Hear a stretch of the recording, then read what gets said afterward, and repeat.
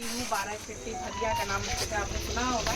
तो मैं वहाँ से ताल्लुक़ रखती हूँ। मैं एक राइटर हूँ, फिक्शन राइटर हूँ, शायराती हूँ और जनसुराज में से जुड़ी हुई हूँ। क्योंकि जनसुराज जो है एक ऐसी पार्टी है कि जहाँ साफ सुथरे लोगों को, पढ़े लिखे लोगों को पॉलिटिक्स में प्रशांत ला रहे हैं। क्योंकि उनका कहना है कि जब हम जैसे लोग आएंगे, अशफाक साहब जैसे लोग आएंगे, तभी जो है जो अपराधी है, जो अब तक जो 25 साल 35 साल से राज कर रहे हैं और एक आतंक का माहौल पैदा करके इन लोगों ने रखा हुआ है, ये बाहर जाएंगे।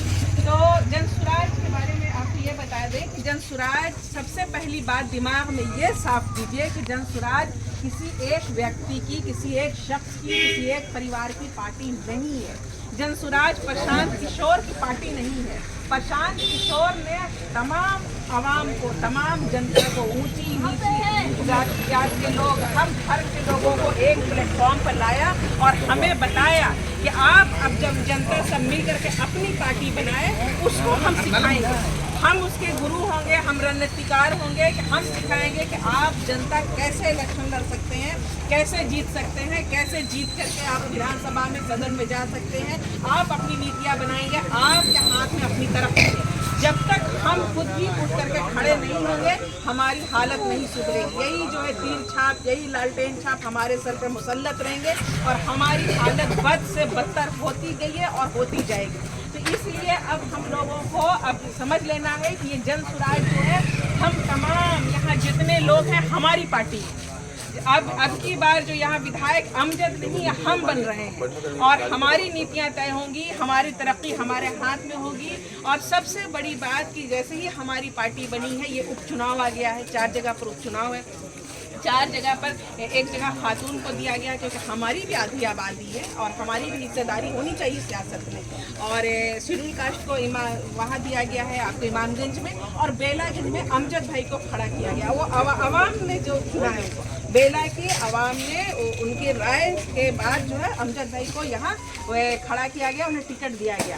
लेकिन अब जो है हम जब आए हैं, जब सुराज आई है और यहाँ हम बहुत ताकत के साथ लड़ रहे हैं, तो ये आप सबका फर्ज है। यहाँ खड़े हुए तमाम मेरे नौजवान, मेरे बच्चे, आप सब हमारी ताकत हैं और आप ही हमारा भविष्य है, हमारा फ्यूचर है। बिहार को आगे ले जाने वाले आप ही होंगे क्योंकि आपके हाथ में बिहार होगा। तो आप सबको अपने ज़हन, अपने दिमाग से काम लेना है, अपने विवेक से काम लेना है और बहुत खुली आंखों से चीज़ों को देखना है, चीज़ों को बहुत बारीकी के साथ समझना है कि हमारे साथ क्या हुआ। अभी तो आपकी शुरुआत हुई है लाइफ की, अभी जर्नी शुरू हुई है। चचा से पूछिए, चचा जब सुरेंद्र यादव यहाँ आया होगा टिकट लेने, आप जवान होंगे, उसके जैसे होंगे हैं। अब आप बूढ़े हो गए, दादा बन गए, क्या तब्दीली आई?